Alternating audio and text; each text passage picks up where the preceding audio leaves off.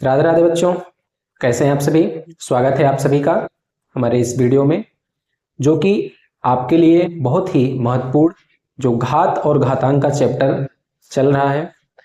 पिछले दो वीडियोस भी इसके आधार पे बनाए गए हैं, जिससे आपका बेसिक पावर एंड एक्सपोनेंट का जो चैप्टर है वो अच्छे से आ जाए। बेसिक क्वेश्चंस अगर आपको आने लगेंगे तो इनके द्वारा जो बड़े बड़े क्वेश्चंस बनते हैं कॉम्बिनेशन करके, वो भी आपको आसानी से आने लगेंगे।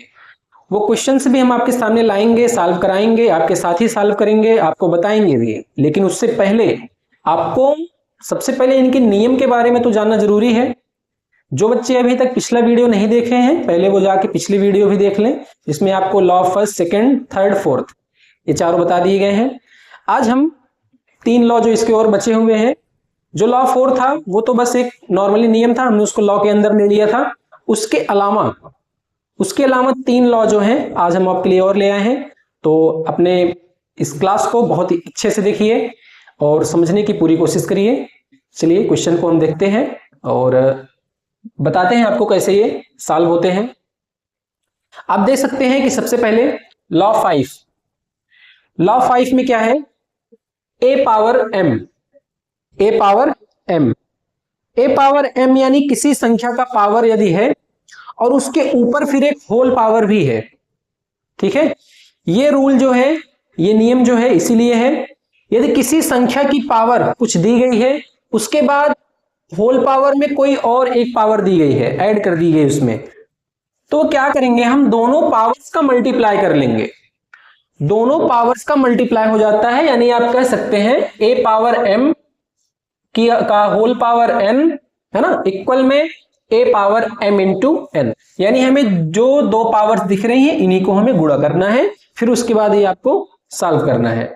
ठीक है, तो पहला क्वेश्चन देखिए आपको क्या दिया गया है, -3/5 जो ब्रैकेट के अंदर का जो डिजिट है, ब्रैकेट के अंदर का जो डिजिट है वो -3/5 है, उसका स्क्वायर है, फिर टोटल का पावर क्यूब है। समझ में आ रहा है। करना क्या है, हमको नियम के अकॉर्डिंग जो टर्म है उसे हमें लिख लेना है, इसमें कोई छेड़छाड़ नहीं करनी है ना। और आगे क्या करना है, जो पावर्स हैं उन्हें क्या करना है, गुणा कर देना है। पावर्स को क्या कर देना है, गुणा कर देना है। ये 3 2 जा 6 हो जाएंगे। अगर आपको और आगे सॉल्व करना है तो और आगे आप सॉल्व कर सकते हैं, लेकिन इतना ज्यादा कोई पूछता नहीं है कि इतना हाई फाई पावर दे दे और आप मल्टीप्लाई कर करके उसकी वैल्यू निकालिए, ऐसा देता नहीं है। सेकंड वाला देखिए, 2 पावर 6 है, इसको हम थोड़ा सा लिख के आपको समझाते हैं। 2 पावर 6, अब देखिए उसके भी पावर में 1/2 है, टोटल के होल पावर में 1/2 है, तो 1/2 का क्या होगा, मल्टीप्लाई होगा। 2 1 जा 2, 2 3 जा 6, क्या बच गया, 2 पावर 3। समझ में आया ना।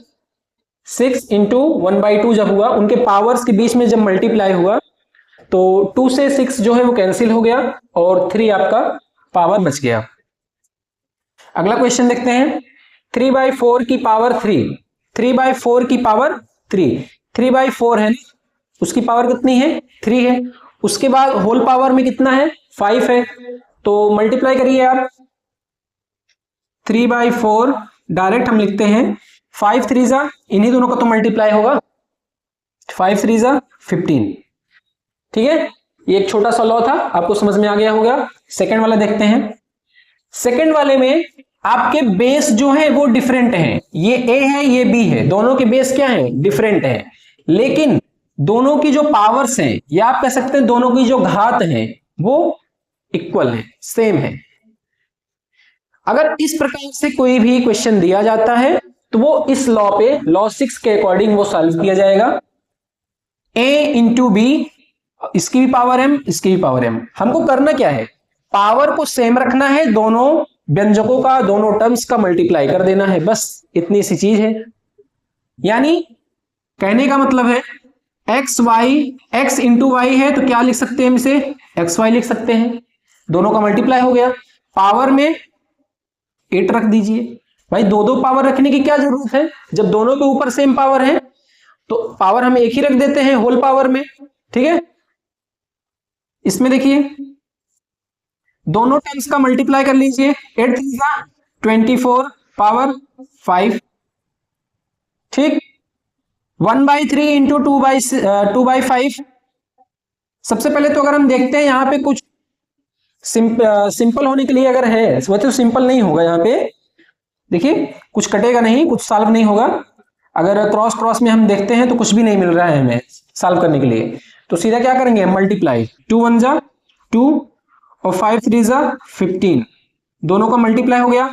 मल्टीप्लाई क्यों हो रहा है? क्योंकि मल्टीप्लाई हमें करना है a इंटू बी, दोनों व्यंजकों का गुणा करना है। पावर में जो डबल m लिखा गया है, यानी दो बार पावर्स लिखी गई हैं, उनको बस एक बार एक बार लिखना है। तो 2 1 जा 2 5 3 जा 15 पावर में 2, ठीक है। अच्छा, अगर पावर जो है बड़ी है तो आप वैल्यू मत निकालिए, और आपको निकालने के लिए देगा भी नहीं, सिर्फ आपको कहेगा सिंप्लीफाई करने के लिए, इसी पे लाके आपको छोड़ना होगा। लेकिन अगर पावर जो है वो छोटी है तो आप मान निकाल दिया करिए, कोई दिक्कत नहीं है।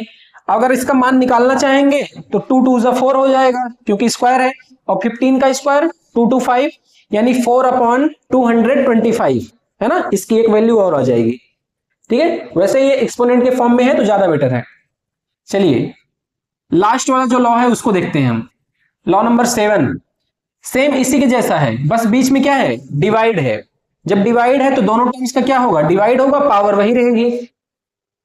दोनों टर्म्स का क्या होगा डिवाइड होगा, पावर वही रहेगी, ठीक है। लास्ट वाला जो लॉ है आपका यही कहता है। हम इसे क्या लिख सकते हैं, आप कहेंगे सर x/y लिख सकते हैं, और पावर में 3। यहां पे अगर कोई नंबर होता तो हम उसे डिवाइड देते, काटते, सिंपल होने के बाद फिर वो कोई और डिजिट आता, उसके ऊपर फिर पावर हम लगा देते। लेकिन एक्स वाई में क्या सॉल्व होगा, x/y ही लिखना पड़ेगा आपको। तो x/y पावर में क्या आएगा 3 आएगा। इसमें देखिए, इसमें आपका कट सकता है, ठीक है ना, क्या कट सकता है 15/5, क्योंकि यहाँ 15 है यहाँ 5 है, बीच में डिवाइड है, यानी आपको डिवाइड देना है। और पावर में क्या मिलेगा आपको 2, 2 2 है दोनों पे ना, पावर में 2। आप इसे काट सकते हैं बिल्कुल, क्या आएगा 3 की पावर 2, 5 3 जा 15 और 3 की पावर 2 कितनी होती है 9। आप इसका आंसर भी निकाल सकते हो डायरेक्ट।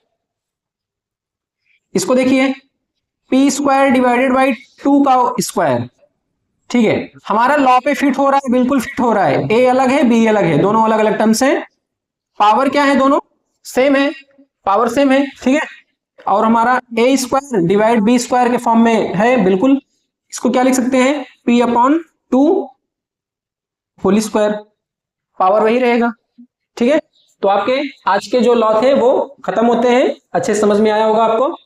अब आगे जो इसके ऊपर डिपेंडेंट जो क्वेश्चंस हैं, अच्छे क्वेश्चंस जो बन के आते हैं, उन्हीं को हम सॉल्व करेंगे और अच्छे से देखेंगे कि वे क्वेश्चन सॉल्व कैसे होते हैं। बहुत ही हार्ड क्वेश्चन रहते हैं इसके ऊपर, जिसको बढ़िया क्वेश्चन कहते हैं, ठीक है।